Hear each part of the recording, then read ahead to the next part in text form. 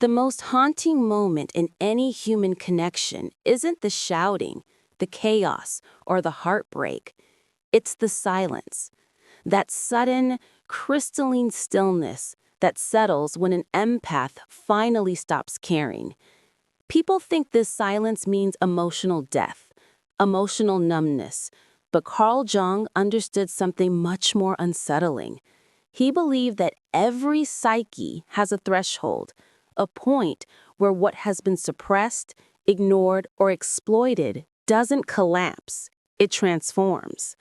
And nowhere is this metamorphosis more powerful than inside the empath who has carried the weight of others for far too long. Because the empath begins their story as the healer, the open door, the safe harbor, the one who holds pain gently like a fragile relic. But Jung knew that anything overused becomes a danger to the self. Compassion without boundaries becomes self-erasure. Understanding without reciprocity becomes psychic exhaustion. Love without reflection becomes a spiritual wound.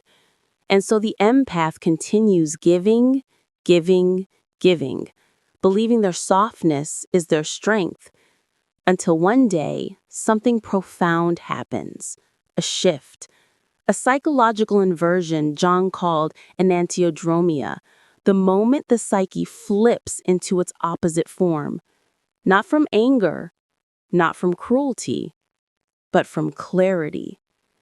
This is when the empath stops caring, not because they have turned cold, but because they have finally turned inward, toward themselves, toward the shadow they've kept hidden, the part that knows how to say no, how to walk away, how to see manipulation without letting guilt blur the vision. In this moment, they meet their psychological sovereignty, the part of them that no longer needs to carry pain that isn't theirs to hold, the part that no longer accepts being drained in the name of love, the part that understands that self-abandonment is the quietest form of self-destruction. When the empath reaches this threshold, they don't explode, they dissolve the connection, quietly, completely. And that silence, that pure, unwavering silence, becomes the most powerful thing in the room. Because the empath has not lost their heart, they've reclaimed it. And once reclaimed, they do not give it away carelessly ever again. There comes a moment in the empath's journey where something inside them begins to whisper, faintly at first, almost imperceptible.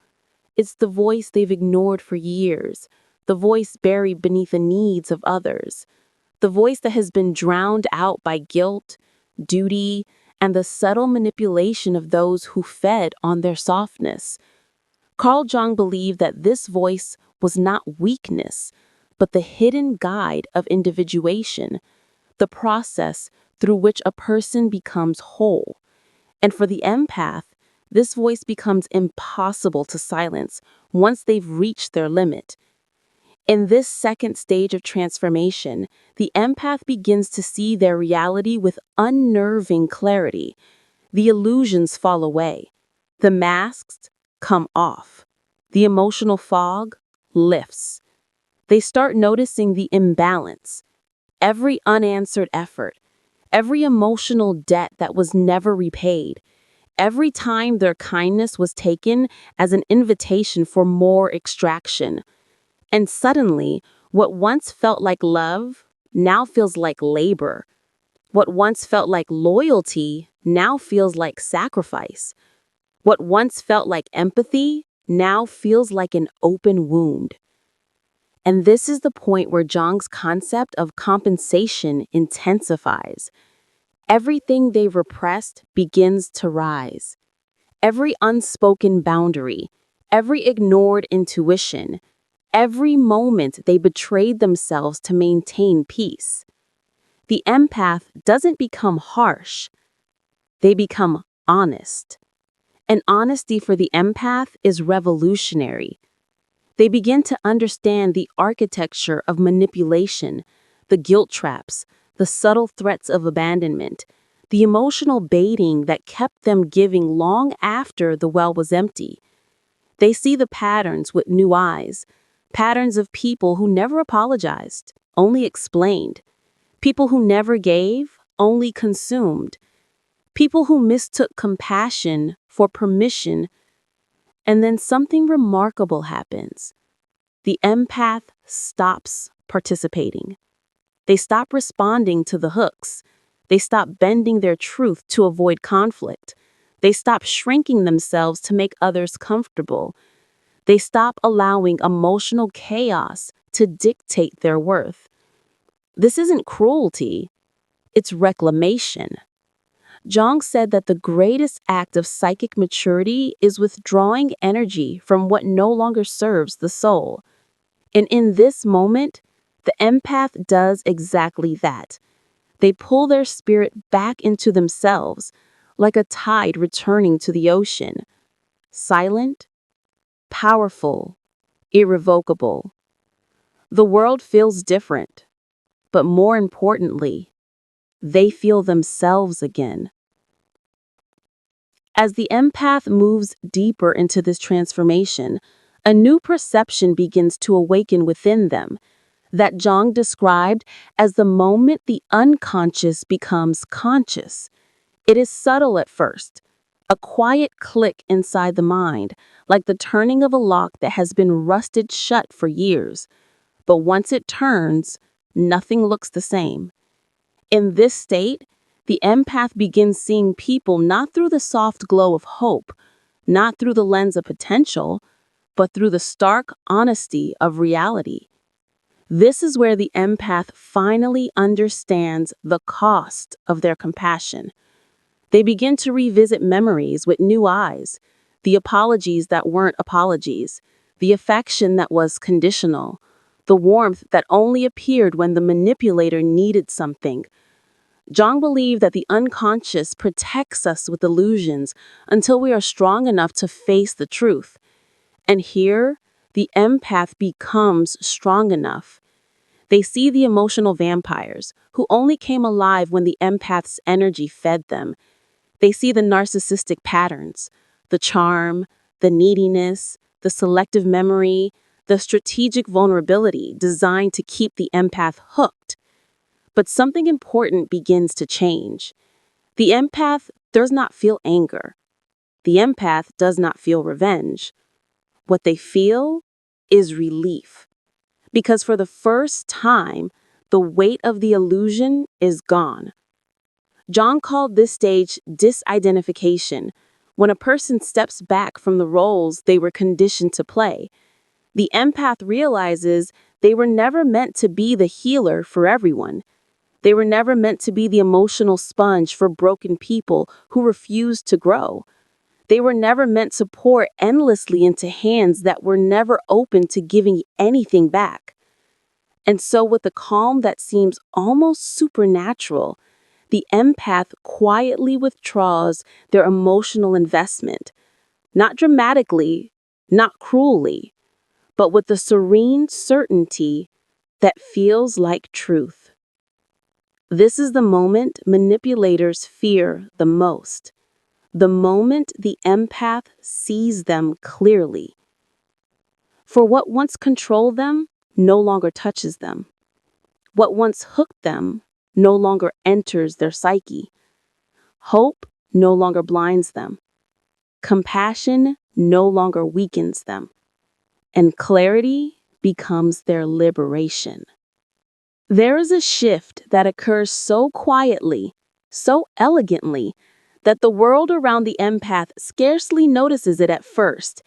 But those who once fed on their compassion feel it immediately. Jung understood this phenomenon deeply. The moment when psychic energy is withdrawn from an unhealthy attachment. It creates a vacuum that exposes the truth of the relationship. And in that vacuum, the manipulator panics.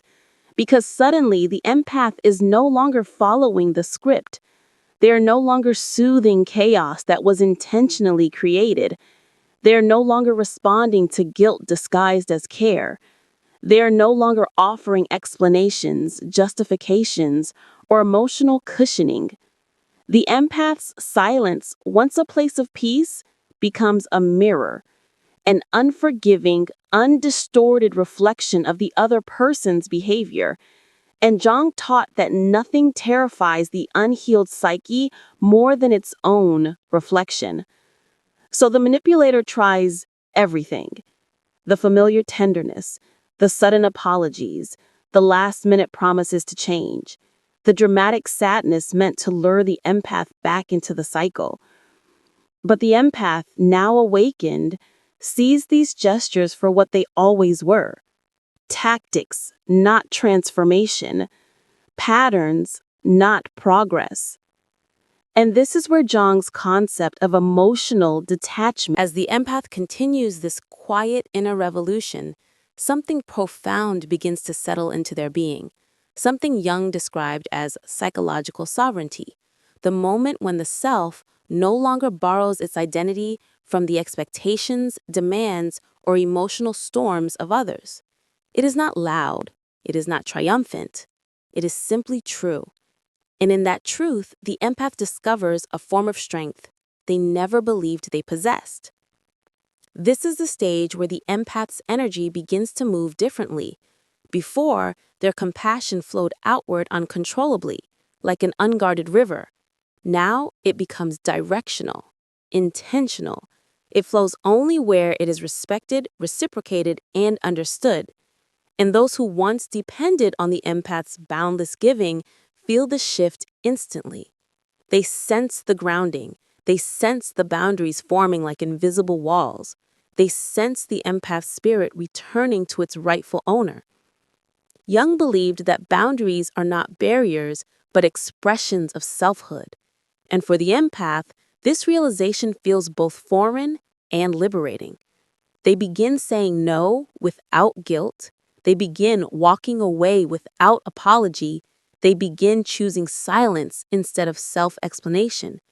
They begin understanding that peace is not something they must earn. It is something they are intrinsically worthy of. But perhaps the most powerful transformation is internal. The empath stops negotiating with their own intuition. They stop doubting the signs that once whispered warnings into their heart. They stop rewriting the stories of others to make excuses for harmful behavior. They stop believing that love requires suffering. And with this inner clarity comes an unexpected stillness, a quiet empowerment that feels like standing in the center of a storm and realizing the storm cannot touch you anymore. Those who once manipulated their kindness now find no entry point. Their words fall flat. Their emotional bait is ignored. Their chaos is no longer absorbed. It is observed. The empath doesn't seek revenge. They don't expose the manipulator. They don't try to make anyone understand their departure. Because Jung's final truth becomes clear. When you awaken, you no longer need closure. You are the closure. And in that moment, the empath steps fully into their sovereignty, untouchable, unshakable, unmistakably whole. Once the empath integrates their shadow, a new awareness crystallizes within them, an almost supernatural understanding of the patterns that once tracked them. Jung taught that when the unconscious becomes conscious, it loses its power to control us. And this is precisely what terrifies those who once fed on the empath's emotional labor. Because now, the empath sees the entire cycle clearly, from beginning to end, as if watching a once-beloved story with the lights turned on. They see the charm that masked instability. They see the vulnerability that was weaponized for sympathy. They see the sudden warmth that always appeared after periods of neglect. They see how guilt was used like a leash, how promises were used like tranquilizers, how affection became a bargaining chip for access to their energy. But here is the turning point. The empath no longer responds to any of it. Where they once felt responsibility, they now feel recognition. Where they once felt hope, they now feel understanding. Where they once felt confusion, they now feel certainty. This is the moment Jung referred to as breaking the archetypal pattern, when the scripts that once defined your relationships dissolves and you step out of the role you were unconsciously playing. The empath realizes they were cast as the healer, the giver, the emotional anchor, but they were never obligated to stay in that role forever. Without their participation, the entire dynamic collapses. The manipulator reaches for emotional triggers that no longer work. They offer apologies that no longer land. They stage crises that no longer pull the empath back into the spiral. They create distance, hoping the empath will chase. But the empath has stopped chasing what hurts them. This is not detachment born from numbness. It is detachment born from wisdom. The empath understands that some people do not want healing. They want access. They want emotional energy without offering one in return. But now, the empath's energy is their own. And here is the most profound truth. The empath does not need closure because the cycle cannot continue without them. They were the cycle's heartbeat. They were the emotional engine, the source of warmth, the provider of meaning. When they withdraw, the entire structure falls apart. And in that quiet collapse, the empath walks away untouched, not because they stopped caring about others, but because they finally started caring for themselves.